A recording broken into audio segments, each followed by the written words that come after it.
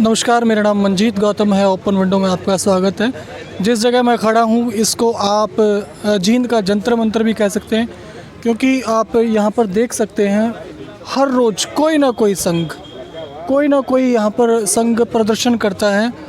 यहाँ पर पीटीआई संघ है जो वो 119 दिन से विरोध दर्ज कर रहे हैं सरकार के खिलाफ़। जितने लोग बैठे हैं ये यहाँ अलग अलग डिपार्टमेंट के लोग हैं जो बीजेपी जेजेपी सरकार के विरुद्ध अपना विरोध प्रकट कर रहे हैं। आज इस वीडियो में स्पेशल जो है वो है, कल ही एक ऑर्डर आया है कि जो 2019 में ईएसपी के ज़रिए जो ग्रुप डी में एनिमल अटेंडेंट और कई सारे पोस्ट पे जो लोग भर्ती किए गए थे, जो स्पोर्ट्स पर्सन थे, जो एलिजिबल स्पोर्ट्स पर्सन थे जो भर्ती किए गए थे, उनको हटाने का फरमान, उनको 15 दिन का नोटिस सरकार की तरफ से आया है। आज वो लोग यहाँ पर बैठे हैं, पूरी बात उनसे डिटेल में जानते हैं कि किस तरह का ये नोटिस है, कब उनको भर्ती किया गया था और अब उनको किस बेस पे ये नोटिस मिला है। मेरे साथ वो कैंडिडेट बैठे हैं जो 2019 में ग्रुप डी में भर्ती हुए थे, अलग अलग पोस्ट पर, कुछ एनिमल अटेंडेंट थे उनमें से। तो इनको कल रात को ही नोटिस मिला है 15 दिन का कि इनको इनकी जॉब से बर्खास्त किया जाएगा। तो इनसे पूछते हैं कि क्या कारण रहा, उनको क्यों हटाया जा रहा है। सर नमस्कार। नमस्कार जी। क्या नाम है आपका? मैं राकेश कुमार, एनिमल अटेंडेंट जींद में पोस्टेड हूँ। सर 2018 में एडवर्टाइजमेंट आई थी ग्रुप डी भर्ती के लिए, जिसमें हम 1800 के करीब स्पोर्ट्स पर्सन थे। तो इसमें 2018 से पहले 1993 में एक नीति बनाई गई थी।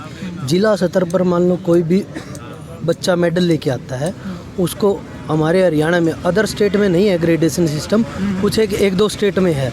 हमारे हरियाणा में ग्रेडेशन सिस्टम है स्पोर्ट्स का। बस स्पोर्ट्स सर्टिफिकेट की ग्रेडेशन बनवानी होती है।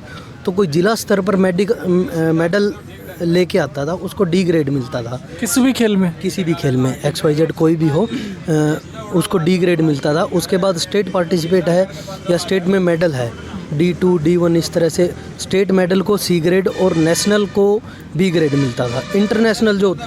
इंटरनेशनल और एशियाई खेल हैं उनका A+ A- ऐसा कुछ मतलब सिस्टम होता था। तो उसके बाद हरियाणा के जो स्पोर्ट्स डायरेक्टर बने खेमका जी ने क्या देखा कि वहाँ पे कुछ गबन हो रहा हुआ, कोई कैश अवार्ड का या कुछ भी है। जोगिंदर मलिक जी थे, उनके लड़के HCS भर्ती हुए स्पोर्ट्स कोटा से B ग्रेड लेके। तो जो नई पॉलिसी खेमका जी ने बनाई उसके अनुसार जो मलिक साहब का बच्चा था वो HCS बन सकता है, मतलब B ग्रेड उसकी बन रही थी। उसका उनकी आपस की लड़ाई में तो खेमका जी को कोई फ़ायदा हुआ नहीं, बट जो ग्राउंड पे बच्चे थे उनका सवा सत्यानाश खेमका जी, अनिल विज और अभी जो नए खेल मंत्री है उन्होंने कर दिया। इसका कारण क्या है? पहली बात तो छोटे स्तर का खिलाड़ी होता है ना, वो पौधा है और वो नर्सरी में तैयार होता है ग्राउंड लेवल पे, उसका माली होता है पीटीआई। पहले स्तर पे तो पीटीआई निकाल दिए, मतलब माली को मार दिया। उसके बाद जो माली प्योद तैयार करके गए थे समाज के लिए, इंस्पायरेशन, भाई ये स्पोर्ट्स कोटा मतलब खेलते थे तो ये भर्ती हो गए, हमारे से इंस्पायर हो गए, कुछ बच्चे ग्राउंड पे आ रहे थे तो अभी हमारे को भी निकाल दिया। जो बच्चे ग्राउंड पे जा रहे हैं उनके लिए हम रोल मॉडल नहीं रहे। अभी वो माँ बाप को कहें क्यों धक्के खुआओ हो, हम वो फलाने लागे थे, निकाल दिए। पीटीआई कौन से हुए थे उनके भी जूत मारे, तो माली मार दिया, प्योद ख़त्म कर दी और पॉलिसी ऐसी गंभीर बना दी। पॉलिसी का मैटर भी मैं बताऊंगा। 2093-94 से पहले प्रेप होती थी। मान लो कॉलेज में, मैट्रिक के बाद कॉलेज में आप एंट्री करोगे, प्रेप करोगे। प्रेप होती थी सीनियर सेकेंडरी +2, उसके बाद आप ग्रेजुएशन करते थे। वो प्रेप बंद कर दी, तो क्या आज के दिन वो प्रेप वाले +2 नहीं माने जाते? माने जाते हैं। अभी इस सरकार ने क्या किया कि OSP आउटस्टैंडिंग स्पोर्ट्स पर्सन, पुरानी 93 की पॉलिसी के अकॉर्डिंग हम होते थे, इन्होंने चेंज करके एलिजिबल स्पोर्ट्स पर्सन बना दिया। एक इंटरनेशनल खिलाड़ी है उसको C ग्रेड दे रहे हैं। अभी ग्राउंड पे जो छोटे स्तर का खिलाड़ी है वो D या C ग्रेड की नौकरी ले लेते थे, अभी वो तो ले नहीं पाते। कोई नेशनल में गोल्ड मेडल है उसको D ग्रेड मिलेगी। नेशनल का गोल्ड मेडलिस्ट है वो ट्रायल देकर रेलवे में जाऊँगा, आर्मी में जाऊँगा, ग्राउंड पे तो प्योद ख़त्म होगी, प्योद को खाद्य पानी मिलेगा नहीं। क्यों नहीं मिलेगा? C या D ग्रुप की छोटे स्तर का खिलाड़ी नौकरी लेके अपना डाइट वगैरह का जुगाड़ करके अच्छा खिलाड़ी बनता था। अभी उसको नौकरी मिलेगी नहीं। एक बच्चा जो नेशनल खेल गया वो तो नौकरी ले जाओगा, जो बचते रह गए स्टेट लेवल के थे या जो छोटे खिलाड़ी वो अभी मरेंगे। तो आपको जो ये क्या नोटिस मिला है सरकार की तरफ से, ये क्या सरकार है? की ये तरफ से बताएं। हमारे को, मैं आपको क्लियर करूंगा, सरकार की तरफ से हमारे को अभी तक कोई नोटिफिकेशन तो नहीं ये मिला। नोटिफिकेशन कहाँ से कोर्ट आया? का है, कोर्ट का कौन सा 15 कोर्ट? दिन का टाइम हाई कोर्ट है। हाई कोर्ट का नहीं, हाई कोर्ट की डबल बेंच का। डबल हाई कोर्ट और सिंगल बेंच में हम जीत चुके हैं, सरकार हार चुकी है। सरकार की मंशा यहाँ से क्लियर है। मान लो हाई कोर्ट में हमारे फेवर में वो आया, डिसीजन आया, तो सरकार पाक साफ है। सरकार चाहती है कि रोज़गार दें, बेरोज़गारी मिटे, तो उस टाइम उनको सिंगल बेंच डबल बेंच में जाने की ज़रूरत नहीं थी। सरकार हमारे अगेंस्ट लड़ रही है। हम पहले पीटीआई को कह रहे हैं कि भाई हुड्डा साहब ने गलत कर दिया, फलाना ने दिकड़न गलत कर दिया। हम तो इनकी सरकार में लगे थे, इनका पेपर ले उड़ा है, इनकी मेरिट के अकॉर्डिंग हम लगे हैं। या तो ये किसी भी इलेक्शन का फ़ायदा उठाने के लिए इलेक्शन में एक भर्ती को पूरी कर देते, फिर उनको निकालना शुरू कर देते।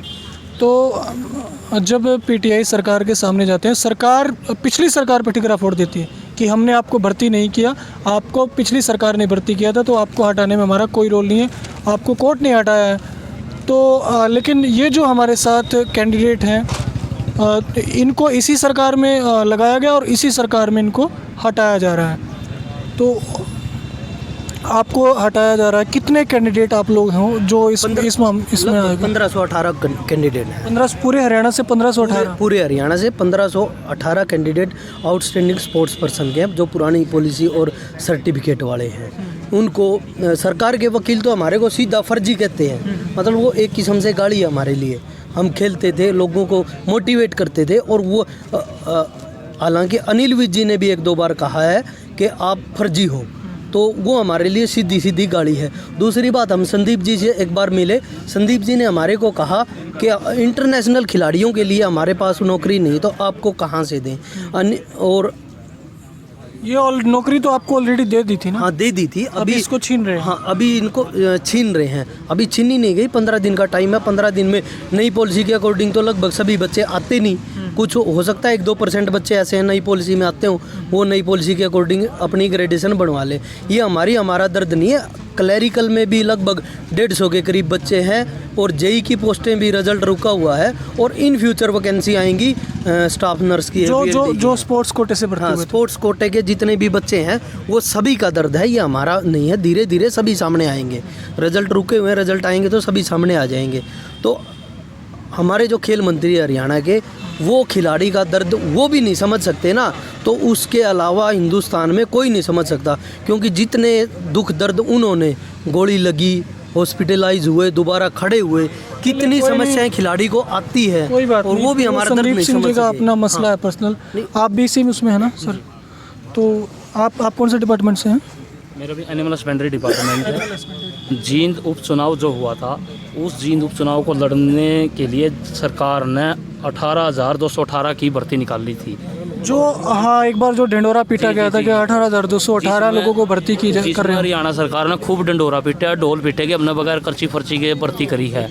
वो 18,218 की भर्ती थी, उसमें से 1518 स्पोर्ट्स कोटे की भर्ती थी। उसमें हरियाणा सरकार में हमारे को डॉक्यूमेंट्स वेरीफाई हुए, डॉक्यूमेंट सारे क्लियर हुए, सब ओके पाए गए, हमारे को ज्वाइनिंग दी गई। 1.5 साल से हम नौकरी कर रहे हैं। 6 महीने पहले हमारे को चीफ सेक्रेटरी की तरफ से नोटिस मिलता है कि हरियाणा सरकार 2018 में एक नई ग्रेडेशन पॉलिसी लाई है, आप उसके तहत ग्रेडेशन बना के दीजिए, जिसके लिए हम एलिजिबल नहीं है नई पॉलिसी के थ्रू बनवाने के। इसीलिए हम हाई कोर्ट गए। हाई कोर्ट की सिंगल बेंच से हम केस जीत चुके हैं। सरकार की मंशा साफ नहीं है, बेरोज़गारी बढ़ाना इसकी मंशा है। ये कर्मचारी विरोधी सरकार है, इसलिए ये हमारे खिलाफ, खुद अपने लगाए हुए कर्मचारियों के खिलाफ ये हाई कोर्ट की डबल बेंच में गई है, और जिसका डिसीजन कल ही आया है, और हाई कोर्ट से हम केस हार चुके हैं। सरकार तो जो फिलहाल हरियाणा में बीजेपी की सरकार है, बीजेपी जेजेपी की, ये तो दावा कर रही है कि इन्होंने 60-70 हज़ार रोज़गार नए जनरेट किए हैं पिछले 6 सालों में। इस पे क्या कहेंगे आप? आपका मुद्दा बड़ा सीरियस है, मुझे जब एक आदमी की नौकरी चली जाती है, आपकी उम्र में नौकरी मिली है आपको, और वो नौकरी जाने का एक दर्द होता है, आपके पीछे एक पूरा परिवार है, लेकिन फिर भी मैं आपसे पूछ रहा हूँ कि सरकार बड़े बड़े दावे करती है। सरकार के दावे तो यहीं से फेल होते नज़र आ रहे हैं। एक तरफ तो कहती है हम 60-70 हज़ार नौकरी दे रहे हैं, उस 60-70 हज़ार में से हम भी बैठे हैं, पीटीआई साथी भी बैठे हैं, बाकी संगठनों के साथी भी बैठे हैं, कंप्यूटर के साथी भी बैठे हैं, शिफ्ट अटेंडेंट भी बैठे हैं। ये तो लाखों व्यक्ति तो इन्होंने बाहर कर दिए। कहाँ पर नौकरियाँ दी हैं इन्होंने? किस कर्मचारी को नौकरियां दी हैं? ये एक खाली ढंडोरा पीटती है, खाली घोषणाएं करती है, इलेक्शन का फ़ायदा लेने के लिए भर्तियां डिक्लेयर कर देती है, बाद में सबको बाहर का रास्ता दिखा देती है। तो अब हाँ, अब आपकी क्या रणनीति अगली? नहीं, आपका एक सवाल था, सरकार रोजगार दे रही है, रोजगार कहाँ दे रही है? पहले 25:1 का रेशो होता था स्कूल में, अभी 30:1 का कर दिया, पोस्टें खत्म होंगी ना। दूसरी बात, जो टीचर है, साइंस टीचर है वो मैथ भी पढ़ाएगा। पहले मैथ का टीचर अलग होता था, साइंस का अलग होता था, ठीक है। मैथ और साइंस का टीचर एक बना दिया, तो रोज़गार ख़त्म किया या जनरेट किया? ये सरकार से पूछने वाली बात है। कोई एसएस टीचर है, वो उसने अंग्रेजी बीए में पढ़ ली, उसके बाद इंग्लिश नहीं पढ़ी, एसएस का टीचर इंग्लिश पढ़ाएगा, इंग्लिश का टीचर एसएस पढ़ाएगा, तो रोज़गार ख़त्म किया या जनरेट किया? ये पोस्टें ख़त्म कर रहे हैं, ना कि जनरेट कर रहे हैं। रोज़गार देना तो बहुत दूर की बात है। ये जो पुराने हैं जिनका रोज़गार चल रहा है उनका छोड़ देंगे। आप ये बताइए, अब आपको जो नोटिस मिल गया, ये कोर्ट की तरफ से मिला है, सरकार से आपके नुमाइंदों से बात हुई? सरकार का नुमाइंदा ना तो हमारे को कोई ढंग से इंटरटेन कर रहा, क्योंकि हमारे को बड़ा लाइटली लिया जा रहा है। कोर्ट में आपका संगठन स्टेट लेवल पे बना है? अभी हम बना रहे हैं। अभी तक तो हमारे संगठन में क्या, हम खुद इस वहम में थे शायद हाई कोर्ट से कुछ ना कुछ अच्छा आएगा, क्योंकि 2 स्तर पे हमारे को मतलब अच्छा रिस्पॉन्स मिला, हमारे फेवर में था। अभी डबल बेंच थी, उसने हमारे अगेंस्ट फैसला दिया, तो अभी हमारे साथी जागेंगे और वो हमारे साथ आएंगे।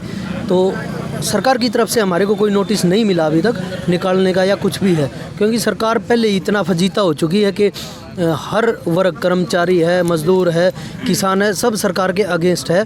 वो हमारे को इन 15 या 20 दिन में शायद नोटिस ना दे, 15-20 दिन के बाद हमारे को नोटिस दे, इलेक्शन के बाद जिसको कह सकते हैं। उससे पहले हम कोशिश करेंगे, एक तो अपना स्टे लेके आए सुप्रीम कोर्ट से, और अपना संगठन खड़ा करके जितने भी कर्मचारी संगठन है, पीटीआई साथी है, इनको खुलकर समर्थन करेंगे और इनसे हम अपनी मतलब सहायता भी मांगेंगे, हमारी मार्गदर्शन। अभी बड़ौदा में उपचुनाव है और वहाँ लगभग पीटीआईज तो हर गांव में जा रहे हैं, अपना विरोध दर्ज करवा रहे हैं।